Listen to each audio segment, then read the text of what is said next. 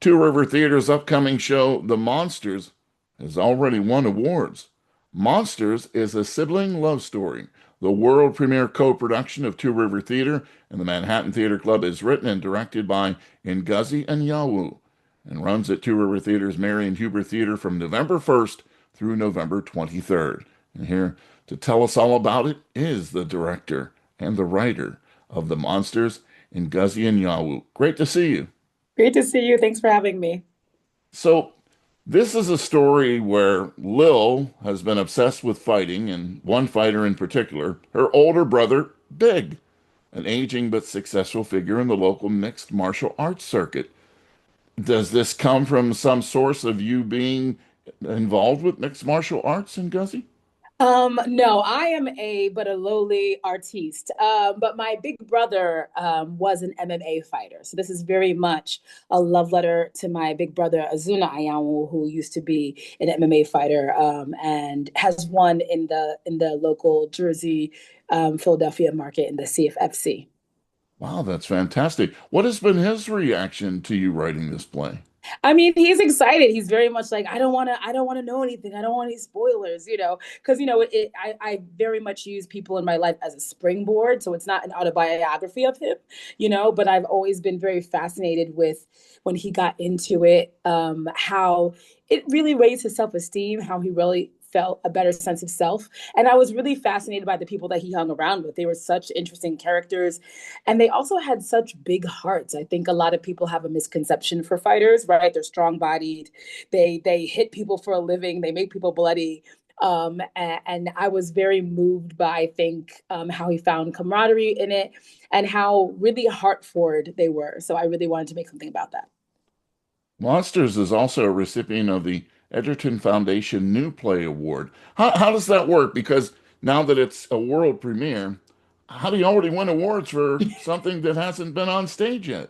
Well, often in the institutional circuit for non for profit, sometimes they'll apply for awards of new plays that are being done, being like, do we want to award this play a little extra money, a little extra resources? We think it's got a lot of promise. So a lot of times when a new play is kind of on the scene, a theater will kind of start to, there are awards for things that are already about going to get a production being like, hey, is this worthy just getting a little bit more support? So oftentimes plays that do not necessarily yet have a production can get sort of awards and grants like that. We're going to get into your background, but you've already won many awards, and you've been so successful in just a short period of time. When was the first time that Ngozi said, I've written something that is pretty good? I mean, I would say like this first play of mine was Good Grief, and I had written that. I went to school for acting, so I had written that my third year in grad school, and that was very much the affirmation of my classmates. I went to UCSD, California, to get my MFA in acting, but that program was great. They had playwriting majors, they had directing majors, they had design majors. So I was at the beginning of germinating at the idea of a play that was kind of autobiographical. And I had been around playwrights for a long time. At that point, I had lived in New York already, hustled as an actor, really fell in love with plays like 13 years before then. But I was like, am I going to try my hand at writing my own? And I maybe had 30 pages of what to me was gobbledygook. And I put that in front of my classmates who were playwriting majors, acting majors, and kind of put myself in front of the firing squad for them to be like, do I have something? Should I move on? And their beautiful affirmation was like, no, no, no, no, no, no, no, no. Like you keep doing it. So I just kind of fearlessly would call in my classmates every once in a while before, and read a scene, read a scene, read a scene, read a scene. And it was very fragmented process. And my playwriting colleagues were like, lean into the fragmenting of that. And I just kind of leaned in and I basically stopped at 100 pages and was like, okay, let me hear it. I think I have a play. I don't know if it's any good. It feels good writing, but then you hear and you're like, oh, well, try again. And I had my classmates read the first draft of that play that is now an award-winning play. And I felt good about what I had put out there. Like I'd gotten good affirmation from teachers, from colleagues, from classmates. And I was like, all right, let me keep shopping this play around, kind of like an actor, like you shop yourself around an audition. Let me start submitting it to those things. So for me, it was just the act of finishing. I'd always try to write, but more like skits and scenes and monologues. I had never at that point had the discipline or the confidence enough to just decide to finish a thing. So for me, once I had gone from the beginning to the end, I was already like, I'm a success because it's so hard to finish. And then I couldn't have actually dreamed that I would actually have the career that I have now. Wow. And you don't know, but I'm from the Pittsburgh area. So knowing that Point Park University is a part of your education, I was Yeah. excited to ask you about your time at Point Park. Yeah, well, as an undergrad at Point Park University, 2000 to 2004, and there I had written, like there I had we had put on a festival. Me and the women in my class had put in this thing called the Unfinished Works Festival. So that was actually really a place that kind of like built me as an artist. I knew I was a creative person. I wasn't very academically inclined, and Point Park had come to me. I went to school in Pennsylvania. I'm from Pennsylvania, and I remember the thespian conference had come around in Pennsylvania, and Point Park had come to me about applying for the program. And at that point, I had no real like collegiate plans. I was kind of behind because I wanted to do theater and I was kind of too scared to really say I wanted to do it. I didn't necessarily have a plan for college. And when I had applied to there, it was essentially the only place I applied to and got in. I went there, and though I had decided to be in the conservatory program once I gotten in, it probably wasn't until about second year. I had a teacher, Rich Keitel, who's the best. And he was like, he had us reading the New York Times every week in a directing 101 class, and just really like, if you want to be doing this, you should be eating, breathing, and sleeping theater. So I would say, and, and Carnegie Mellon was also right there. That was kind of the elite school that was very nearby. And so I'd also go there and I would see their amazing productions. And, Point Park had a great musical theater program, and a great theater program, and a dance program. So I would say like Point Park was like the beginning inception of like, you're an artist, you like it all. Yeah, so that was that was like the first grip of discipline that I got. In sports, we call you a natural, right? And you know that because your brother has been in sports, and to Yes. be a natural something, it just comes naturally to you. Yeah. The monsters. Mm. First of all, tell us about the selection of the name of your Sure. play. For me growing up with my brother, like he was always called like a beast, right? Because he's a big guy. And there's such an interesting misconception with that, right? You see a big guy, you either want to climb him or fight him, right? And so for me, the monsters was really a play on the title, because I think so many men, Black men especially, are looked at that way essentially. And so this play was really a looking at the tenderness, actually. And if we can sort of get past the title, and how that's a mask, right? That's a facade. That's kind of all we see. And so I was like, let's just actually go for it. You think you're going to see this really ferocious play, and you are. Like, we're doing choreography right now, and they're like, hold on, how many laps, how many jump rope, how many jabs, how many crosses? We're putting them through it. So you are going to see this really fierce, relentless play, but it's actually a play on the word monster, right? And so like a monster has to protect itself, but actually there's a big heart under there, and there's a big beating heart. And so for me, the term was like, it was really a play on what you're actually going to see, which is, yeah, you're going to see some very ferocious people, but you're actually going to see like the opposite, like and to get past your idea of what you think a monster is. Yeah, that happens a lot of times, especially in sports where Mm-hmm. we see somebody and we may be intimidated by the size of them, and then we, oh, what a big teddy bear, or That's right. right, right, But I didn't want to call it the teddy bear. You know what I mean? right, Yeah. right. Yeah, yeah. I'd Yeah, that's rather the another monster. play. Yeah, I'd rather the monsters than the teddy bear. You're Yeah. right. That is a whole other movie and everything else in Right. Disney. But I do want to, since you talked about you know, the work that's going on. How about the cast? Tell us about the cast. Yeah, Oak and Anya, they're just second to none. Oak and I have been friends for such a long time. I'm a first generation Nigerian, so is he.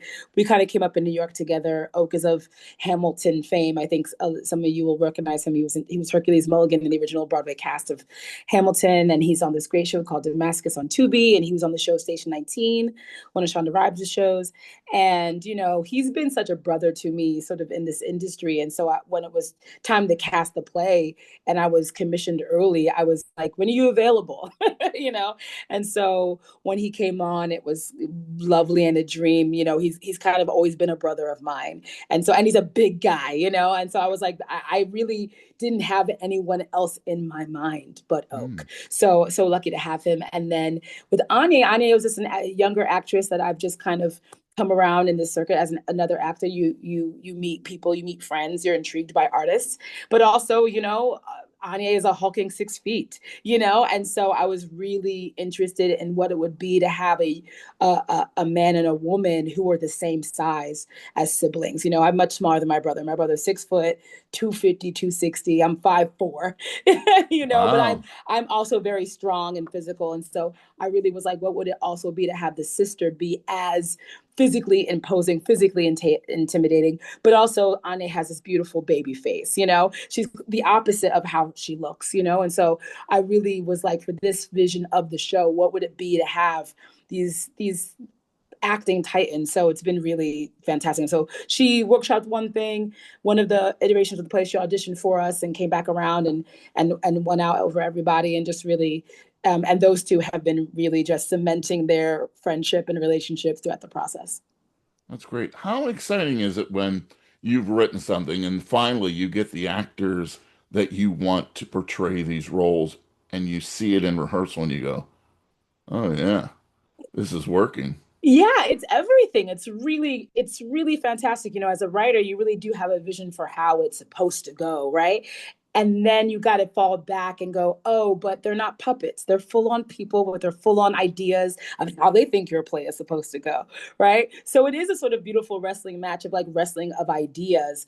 But ultimately, I try to be the writer that lets them kind of go in and frustrate me a bit and go, I have more questions. Are you sure you did it? There's more that can be expanded. So I mean, ultimately, we're 2.5 weeks in, and it's been really great because, it's an honor to have actors want to do your play, right? It's an honor to have people who are busy, right? They can be doing other things, decide to do your work and really torture themselves over it and argue with you over it. Like, that's actually a deep sign of respect. So very honored by them.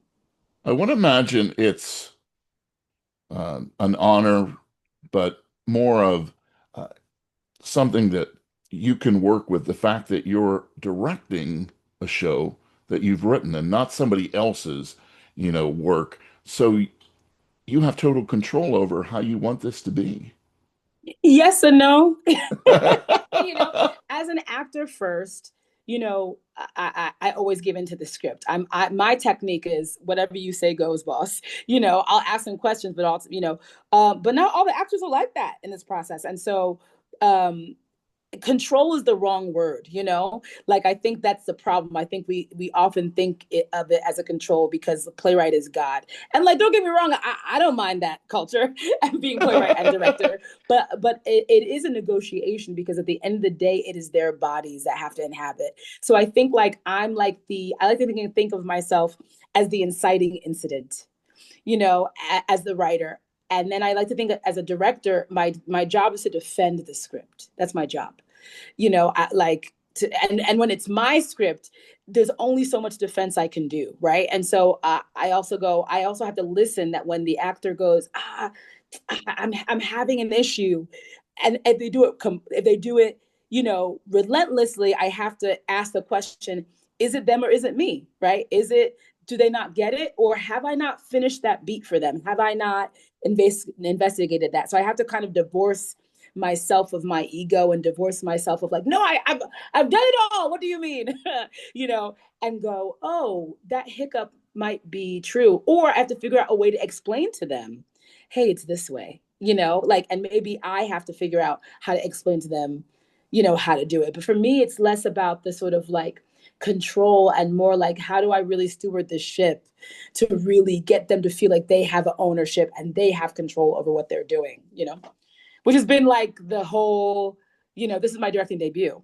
So that's been it for me. It's been like, oh, they didn't understand what I meant. Okay, they're still doing it. Let me try it again. Okay, great. Okay, say it like this. So. It's too bad you don't have any energy or passion. Right. Now you can't just throw out Hercules, Mulligan, and Hamilton and not expect me to ask, your thoughts on watching him in that show and knowing somebody in the cast well, and this is one of the most iconic plays that we've seen on Broadway. I mean, it's I remember seeing that show off Broadway before it went to Broadway, right?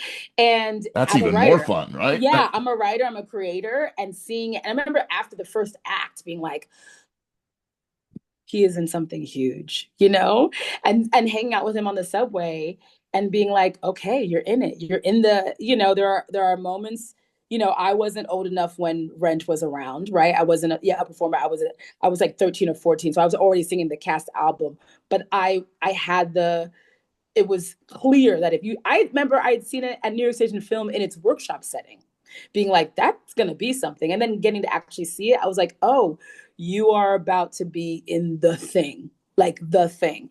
And, it's been exciting. It's always great to see your colleagues get to be in something that is really iconic and wonderful, and to get to cement his place in that with all that it's done, with the Disney Plus of it all, with the 10-year anniversary of it all, with it getting him a TV show.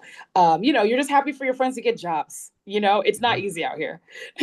Yeah, speaking of that, when I spoke with Leslie Odom Jr. on this show, um, I was surprised at how he talked about he wasn't really sure of himself Mm. until that role, and that he knew that, yeah, I have the goods. I mean, I'm sure he always knew that, but this show cemented it in him personally that he had the ability to carry this huge role as Aaron Burr in Hamilton and be a part of one of the, as I mentioned, one of the best musicals ever. So I'm sure that you have doubts and things about your work too as you go along. How do you overcome those doubts?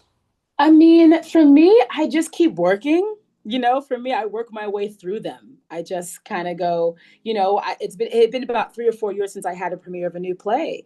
And even a successful playwright, you're not done every season because it takes you a while to do the play, to write the play. So, you know, for me, the doubts creep in. I don't know that they'll never not creep in, right? But for me, it's actually the getting to work that actually helps it. I go to salons, I see a lot of people's shows. I'm the kind of person who is inspired by my jealousy, not hindered by it, where I'm like, okay, they're really getting after it, trying to go back into the lab. you know, okay, they figured that out. I did not figure that out. All right, let's get after it. And so, and I think that that's the sort of like almost athlete in me that I sort of, the work.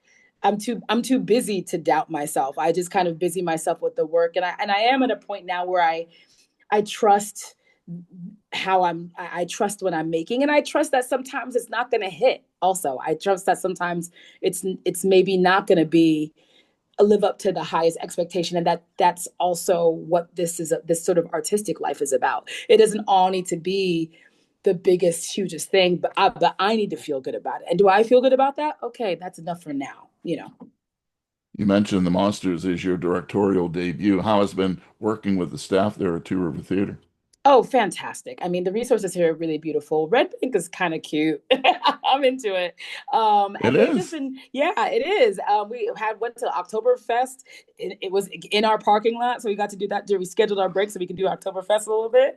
Um, they've been really great. They commissioned the play originally, and with John Diaz when he was here, and I'd always been a fan of him in the theater they did. And I had met Justin when he was an associate at Old Globe, and I was commissioned there. So there's a lot of just kind of simpatico, like synergy, which is a weird word to use in like non-corporate in the non-corporate world, but it's been really great. Our production meetings are really great, and it's been really they've been. And I'm always like, guys, have grace with me. This is my first time. Like I know how to make a play though, and so I pay attention to the directors that I am lucky enough to work with that are really great collaborators. But they've been really fantastic. It's an overused question, but I'll ask it anyway, Ngozi. As people leave the theater, what do you want them to be thinking about? I want them to call their sibling, call their family member. I want them to think about repair, and repairing relationships, and that it's never too late to do so. I want them to I want them to sort of expand their hearts and go, ooh, okay. that is how basically this fight play is essentially about how hard what forgiveness feels like. It feels like a fight. Reuniting feels like a fight, you know? And it takes everything. And sort of like this play is kind of an allegory for that. But yeah, I would love for them to sort of really think about their family members or someone that they've disconnected with that they may or may not want to repair something with, and think about that person that they got into a fight with a long time ago and go, is it too late? I hope it's not too late, you know? Yeah. Interesting that you mentioned that because it's something I tell my students almost Mm. every semester is to reach out to someone you haven't talked to in a long time, especially a family member, Yeah. and either repair, as you mentioned, or keep it going. And it's funny, as you're talking, I got a text from my sister. No, we've been great friends for years. There's never been any rifts between us, and with my brother as well, we have a very strong bond. But the fact that I live in New Jersey and they live in Pennsylvania, and since both our parents are now gone, Mm. it's a little harder to always, to see each other and to keep in touch. But fortunately, we do that. But I think it's great advice that you're giving there, Ngozi. And the play, has deep significance to everyone as we have these troubled times. We need to reach out to family and friends and make sure that we're thinking about each other and Hmm. we have that thought. Any other comments that you'd like to give about the monsters? It's so interesting. I think like for me as a writer, I'm always, the world is tough right now, to say the least. And so I think just, continuing on what I want to leave people with, it's just, what I'm reminded very much is like how much I can lean into my humanity as more the more computer we get, the more sort of relentless we get, the more sides that we sort of like try, the more that we're sort of on the other side of the aisle with each other. It's like, in what way can I lean even more into my sensitivity and even more into my humanity and even more into the people that I love, and see people even more as human if I can. But I think that that's the thing that I'm worried that we're losing. We're losing that sort of seeing each other as human beings. And so this is just hopefully an opportunity to be like, look past that person that you think is really hard, look past that body that you're not used to loving, and maybe like inquire more. You've already had so much success. The Homecoming Queen sold out world premiere run at the Atlantic Theater. And then Good Grief, you mentioned also Last of the Love Letters. So many of your productions have received awards. You won the Steppenwolf Theater newest play for Leroy and Lucy at Steppenwolf Theater in 2024. So we expect this one to be another huge hit for it, and we know it will be. It's The Monsters, the world premiere co-production of Two River Theater and the Manhattan Theater Club. It is written and directed by my guest today, Ngozi Anyanwu. Ngozi, thank you so much, and we look forward to seeing the show. Thank you, Douglas.